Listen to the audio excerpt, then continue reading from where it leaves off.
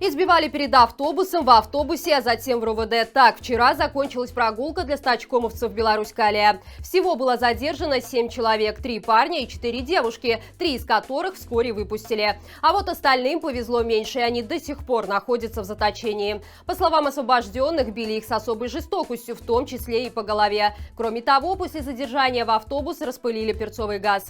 А сегодня неизвестные врывались в дома задержанных и проводили обыски без ордеров и постановлений прокурора. Важно отметить, что в забастовке Беларусь-Калия на сегодняшний день находится 140 человек. У всех у них есть семьи. Поэтому белорусская диаспора в США создала фонд помощи бастующим шахтерам, куда каждый из вас может внести пожертвования и поддержать тех, кто не побоялся и присоединился к общенациональной забастовке. Реквизиты для помощи мы оставим в описании к этому видео. Работники Гродненского механического завода переходят на 4-дневную рабочую неделю с понижением зарплаты. Связано это с отсутствием заказов. Проблемы у предприятия начались с момента вступления нашей страны в таможенный союз. Продукция завода подорожала из-за нового технического регламента. Увеличилась бюрократия, количество проверок и испытаний. В связи с чем выросла и себестоимость продукции. Кроме того, работники жалуются на тяжелые условия труда. В цехах очень холодно, а оборудование старое. На предприятии также наблюдается дикая текучка кадров. Талантливые специалисты не выдерживают и увольняются. Недовольны работники несправедливой оплатой труда. У сотрудников цехов зарплата сдельно-премиальная. Если работы нет, зарплата уменьшается. В то время как бухгалтеры, технологи и конструкторы работают за фиксированный оклад с надбавками и при простое их теряют незначительно. В свою очередь, директор предприятия считает, что все трудности временные и связаны с пандемией. Не забыв при этом подчеркнуть, мол, мог бы начать сокращать людей, но не сделал этого, а лишь уменьшил количество рабочих дней.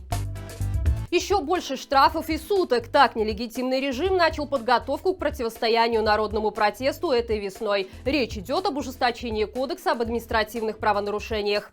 Обновленный закон вступил в силу уже сегодня. Теперь наказание за участие в протесте по народной статье 2334, которая получила новый порядковый номер 2423, предполагает увеличение максимальной суммы штрафа с 30 до 100 базовых величин. А срок ареста за повторное участие в массовых мероприятиях в течение года увеличили с 15 до 30 суток. При этом из обновленного кодекса была исключена такая мера взыскания, как предупреждение. Ее заменили общественными работами сроком от 8 до 60 часов.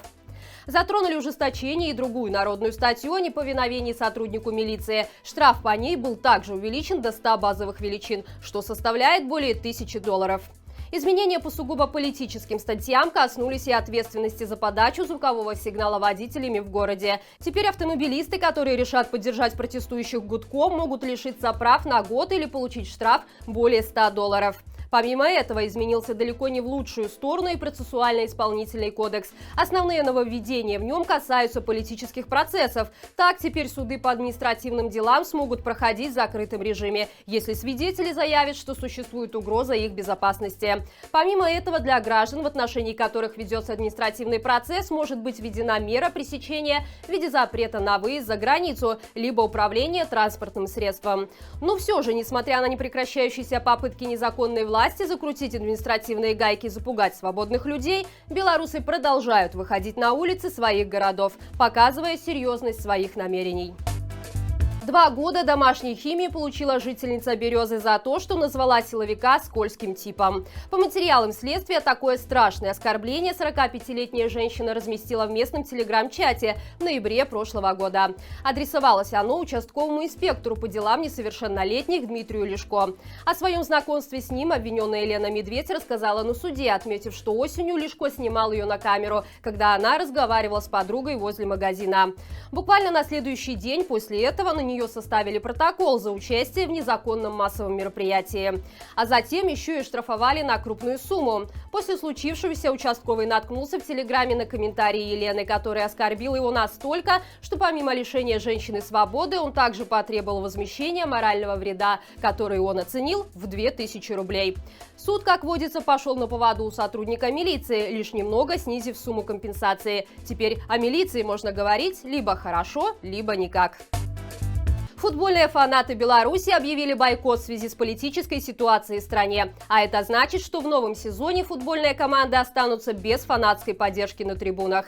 Поклонники белорусского футбола считают, что посещение таких мероприятий будет неправильным по отношению к репрессированным участникам протестов, среди которых немало футбольных фанатов.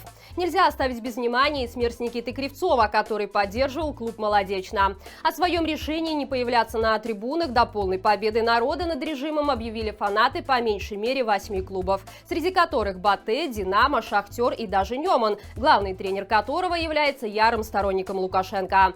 Так что ждем в скором времени на трибунах футбольных матчей массовку из Ябатик. И это все на сегодня. Спасибо, что остаетесь с нами. Хорошего всем вечера и живе Беларусь!